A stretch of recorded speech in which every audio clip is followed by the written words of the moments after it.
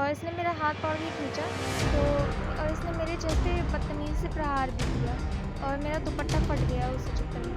और ये गालियाँ दे रहा था गंदी गंदी और धमका रहा था कि जो केस तुमने और तुम्हारे बाप ने किया है मुझ पर मुकदमा वो वापस ले लो, वरना तुम्हारे साथ अच्छा नहीं होगा। और मैं तुम्हें हमेशा के लिए लेने आया हूँ, मुझसे निकाह कर लो, मैं तुम्हारे वरना अच्छा नहीं होगा, मैं तुम्हारे चेहरे पर तेज़ाब फेंक दूँगी। हालात ये हैं कि इस समय जीना बहुत मुश्किल हो चुका है, क्योंकि एक बेटी का पिता होना बहुत बड़ा दुर्भाग्य मैं समझता हूँ। कहा जाता है, दावा किया जाता है कि यूपी में पुलिस का डंका बजता है।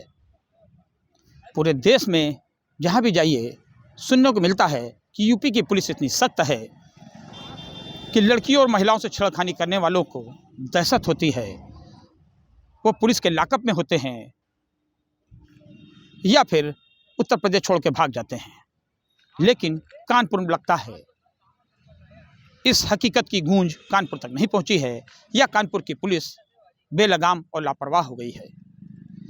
पुलिस का कार्रवाई का आलम यह है कि मेरे पीछे देखिए, एक पिता अपनी 19 वर्षीय बेटी के साथ खड़ा है कानपुर में काशीराम मेडिकल कॉलेज हॉस्पिटल में। ये अपनी जांच कराने आई है, लड़की मेडिकल कराने आई है, क्योंकि इस लड़की के साथ 2 तारीख को एक सोहदा जो इसको पहले से छेड़ता था, जो पास्को में जेल जा गया था इस छेड़खानी में, वो जेल से छूट के आता है और सीधे स्कूल पहुंच जाता है। धमकी देता है कि तुम मुकदमा वापस लो, मेरी बात सुनो, नहीं तो तेरे ऊपर तेजाब डाल दूंगा। एक लड़की जो स्कूल में पढ़ने आई हो और लड़कियों के साथ जो सौदे से पहले परेशान रही, उसकी हालत क्या हुई होगी आप ये देखिए। ये लड़की खुद सामने खड़ी है, मैं इससे पूछ लेता हूँ क्या हालत हुई है, क्या हुआ था, किस दिन हुआ था और क्या हुआ बीता आपके साथ?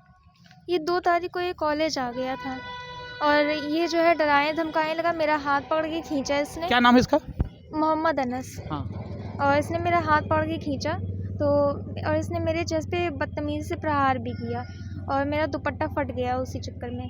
और ये गालियाँ दे रहा था गंदी गंदी और धमका रहा था कि जो केस तुमने और तुम्हारे बाप ने किया है मुझ पे मुकदमा वो वापस ले लो, वरना तुम्हारे साथ अच्छा नहीं होगा। और मैं तुम्हें हमेशा के लिए लेने आया हूँ, मुझसे निकाह कर लो, मैं तुम्हारे वरना अच्छा नहीं होगा और मैं तुम्हारे चेहरे पर तेज़ाब फेंक दूँगा। उस समय स्कूल में कितने लोग थे, क्या सब किसी ने बचाया नहीं? जी, हम जब चिल्ला कर भागे वहाँ तो टीचर और स्टूडेंट ने इसे भगाया है ज़बरदस्ती। अच्छा, ये कब से आपके पीछे पड़ा है और क्या हालत है, क्या बीती है आपके साथ इन 2 सालों में? ये 2020 से मेरे पीछे पड़ा हुआ है और बाहर निकलना मुश्किल हो गया है मेरा।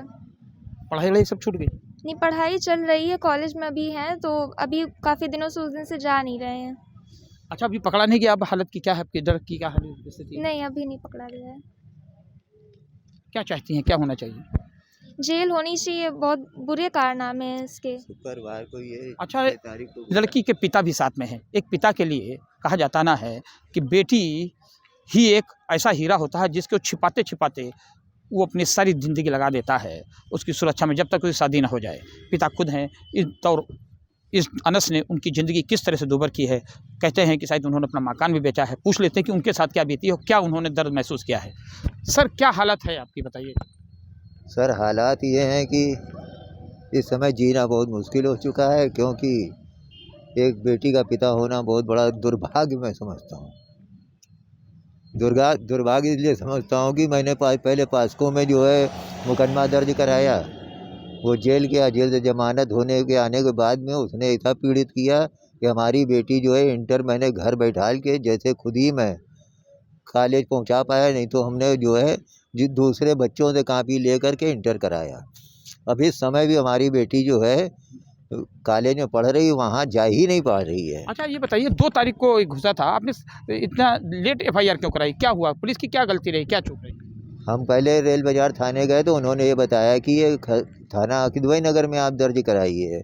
उसके बाद जिस समय में मैं थाना नौबस्ता पहुँचा हूँ तो वहाँ पे एसएचओ साहब जो है लखनऊ गए हुए थे, तो उनकी जगह जो बैठे हुए थे दूसरे साहब, उन्होंने कहा कि आप अपने दे दिया है, आप जाइए, मैं पहले विवेचना करूंगा, कोई निर्दोष नहीं फंसना चाहिए। हमने निर्दोष नहीं फंसना चाहिए, पास्को में जेल जा चुका है और इस तरीके से धमकियां दे रहा है। और वो बोले कि नहीं भाई, पहले विवेचना करूंगा। उसके बाद विवेचना करने के बाद इन्होंने 6 तारीख को केस लिखा। 6 तारीख को एफआईआर दर्ज हुई है और 6 तारीख को ही ये मोहम्मद अनस बेटी क्या कहता हुआ निकला तुम्हें नीचे से? ये कह रहा था सर तन से जुदा। बेटी को 12 बजे करीब कहता है मैं ड्यूटी पे था, तो ये कहता हुआ निकला कि सर तन तन से जुदा। क्या कहा था उसने आपसे? धमकी दी थी स्कूल में आके? सर तन से जुदा कह रहा था कर देंगे। जी। ये हकीकत है, वास्तविक हकीकत है। कानपुर में महिलाओं, बच्चियों और छात्राओं के साथ सौदे जो कारनामा अंजाम दे रहे हैं कि एक लड़की 2 साल पहले जिसको छेड़खानी की गई, उस पर पास्को का मुकदमा दर्ज होता है अनस पे। वो आता है, जेल जाता है, उसके बाद आ करके फिर स्कूल में सीधे घुस जाता है और कहता है मुकदमा वापस लो, नहीं तेजाब डाल देंगे, तुम्हारा सर जो है तन से जुदा कर देंगे। ऊपर से जब पिता FIR लिखाने थाने जाता है तो दरोगा कहता है कि हम निर्दोष को थोड़ी जेल भेज देंगे, जांच करेंगे। अधिकारी अब दावा कर रहे हैं कि हमने FIR दर्ज कर ली है, इसमें जांच करके कार्रवाई करेंगे, क्योंकि CCTV फुटेज भी हैं। कि थाना नौबस्ता क्षेत्र में विराट नगर चौकी में एक हमें तहरीर प्राप्त हुई थी छात्रा के फादर के द्वारा। उस पर हम लोगों ने मुकदमा पंजीकृत कर लिया है और इसमें ये भी तथ्य प्रकाश में आया कि रेल बाज़ार थाने से जो व्यक्ति जिसने छेड़छाड़ का मैटर है वो पहले भी जेल जा चुका है। उस पर 2 मुकदमे वहाँ से भी लिखे गए। अब हम लोग उसके खिलाफ कठोर कार्रवाई करते हैं, उसको जेल भेजेंगे और उस पर गुंडा की कार्रवाई करेंगे। लेकिन अधिकारियों को ये समझ में क्यों नहीं आता कि जब पीड़ित होता है वो पहले सीधे थाने जाता है और थाने के दरोगा अगर पीड़िता उसके परिजनों से ये कहेंगे कि हम पहले जांच करेंगे, निर्दोष होगा तो कैसे पकड़ेंगे। इस बीच में अगर बेटी के साथ कुछ अन्यथा और कोई बड़ी घटना हो जाए तो उसकी जिम्मेदारी किसकी होगी? क्या ये पुलिस के पास का कोई जवाब है? और जवाब कब देगी? जब अनस गिरफ्तार हो जाएगा तब बताएगी क्या? क्योंकि अनस तो भी फरार है और लड़की दहशत में घर में बंद है, पिता मकान बेच के दूसरी जगह शिफ्ट हो चुका है। पुलिस के पास बताने के क्या है, ये पुलिस को ही तय करना पड़ेगा। रंजय सिंह,